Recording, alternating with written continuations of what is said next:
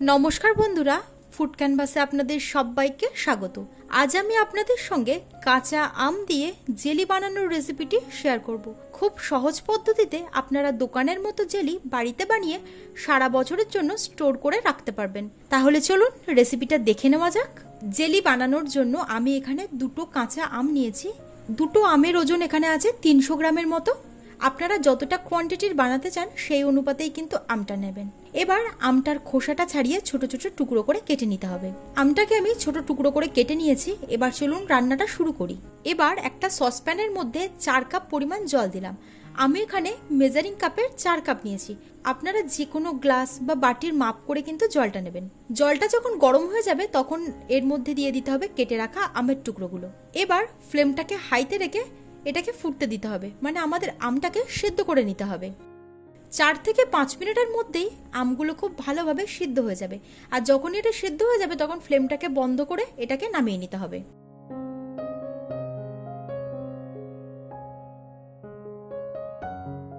এবার এটাকে ছেঁকে নেব। তো একটা পাত্রের উপর আমি একটা ছেঁকনি রেখেছি, তার মধ্যে এটাকে ছেঁকে নিচ্ছি। এবার একটা চামচের সাহায্যে আমটাকে খুব ভালোভাবে ম্যাশ করে নিতে হবে। সমস্ত আমের পাল্পটা আমি বের করে নিয়েছি, আর অল্প একটু যে শিটেটা আছে সেটা কিন্তু থেকে গেছে, এটাকে ফেলে দেব।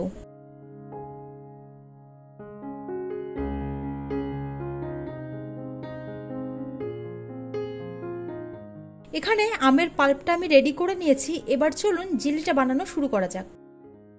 এবার একটা ননস্টিক প্যান গরম করে এর মধ্যে আমি দিয়ে দিচ্ছি সিদ্ধ করে রাখা আমের পাল্প সমেত জলটা।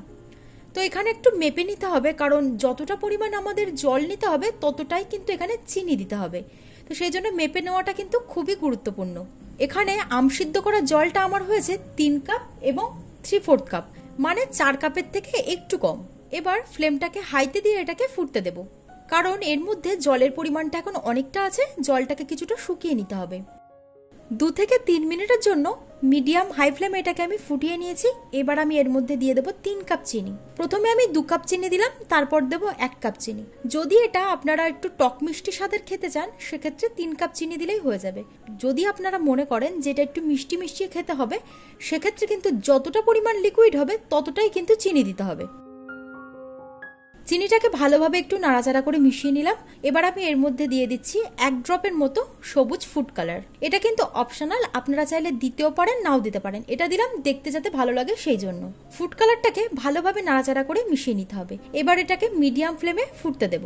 তো চিনিটা এখানে খুব ভালোভাবে মিশে গেছে। তো বাকি যে 1 কাপ চিনি দেওয়ার ছিল সেটাও আমি এর মধ্যে দিয়ে দিচ্ছি। আর একটা চামচের সাহায্যে এর উপরে যে ফেনাটা উঠেছে সেটাকে ফেলে দিতে হবে। এই ফেনাটা তুলে দেওয়ার ফলে কিন্তু এটা একদম ক্লিয়ার তৈরি হবে। তো সমস্ত ফেনাটাকে আমি চামচের সাহায্যে তুলে দিয়েছি। তারপর এটাকে মিডিয়াম টু লো ফ্লেমে রেখে ফুটতে দেব, যতক্ষণ না এর ভিতরে যে জল ভাবটা আছে সেটা একটু কমে আসছে। 3 থেকে 4 মিনিটের জন্য মিডিয়াম লো ফ্লেমে রেখে এটাকে আমি ফুটিয়ে নিয়েছি। আর এটা কিন্তু এখন অনেকটা শুকিয়ে এসেছে। এবার একটা প্লেটের মধ্যে অল্প একটু জেলি নিয়ে নিলাম, নিয়ে দেখতে হবে এটা ঠিকঠাক ভাবে সেট হয় কিনা। তো প্রথমে 1 ড্রপ মতো দিয়ে দিলাম, দিয়ে এটাকে একটু ঠান্ডা হতে দেবো। যখন এটা ঠান্ডা হয়ে যাবে তখন প্লেটটাকে একটু কাত করে দেখবেন। এটা যদি পড়ে না যায়, মানে এক জায়গায় যদি থেকে যায়, তাহলে বুঝবেন যে আপনাদের জেলিটা কিন্তু একদম পারফেক্ট ভাবে রেডি হয়ে গেছে। তো দেখুন যে লিকুইডটা দিয়েছিলাম সেটা কিন্তু এক জায়গায় থেকে গেছে, একটুও কিন্তু পড়ে যায়নি। তার মানে আমাদের জেলিটা পারফেক্ট ভাবে তৈরি হয়ে গেছে। এবার আমি ফ্লেমটাকে বন্ধ করে একটা পাত্রের মধ্যে নামিয়ে নেব। যে কোনো কাঁচের পাত্রের মধ্যে বা এয়ারটাইট পাত্রের মধ্যে রেখে কিন্তু আপনারা সারা বছরের জন্য স্টোর করতে পারবেন। এটা এখন প্রচন্ড পরিমাণের গরম আছে, সেই জন্য একটু লিকুইড ফর্মে লাগছে। যখন এটা একটু ঠান্ডা হয়ে যাবে তখন কিন্তু একদম জেলির আকার হয়ে যাবে, মানে দোকান থেকে আমরা যেমন জেলি কিনে খাই ঠিক তেমন ভাবে কিন্তু সেট হয়ে যাবে। কোনো রকম জিলেটিন ছাড়াই কিন্তু এই জেলিটা তৈরি হয়ে যায়। আপনারাও বাড়িতে তৈরি করে রেখে দিতে পারেন। পাউরুটি, রুটি যে কোনো কিছুর সাথে কিন্তু এটা খেতে খুবই ভালো লাগে। আপনারা বাচ্চাদের টিফিনেও কিন্তু এটা দিতে পারেন। খুবই কম খরচে এবং খুব সহজ পদ্ধতিতে এটা তৈরি হয়ে যায়। আপনারাও বাড়িতে একবার ট্রাই করবেন। আজকের রেসিপিটি যদি আপনাদের ভালো লাগে তাহলে অবশ্যই কিন্তু লাইক আর শেয়ার করতে ভুলবেন না। আমার চ্যানেলে নতুন বন্ধু হলে চ্যানেলটা সাবস্ক্রাইব করে নেওয়ার অনুরোধ রইল। পাশে থাকা বেল আইকনটি অবশ্যই ক্লিক করে দেবেন, তাহলে আমি আমার চ্যানেলে নতুন কোনো ভিডিও আপলোড করলে তার নোটিফিকেশনটাও আপনাদের কাছে পৌঁছে যাবে। আজ তবে এই পর্যন্তই, আবার হাজির হয়ে যাব নতুন একটা ভিডিও নিয়ে। আপনারা ভালো থাকবেন, সুস্থ থাকবেন। ধন্যবাদ।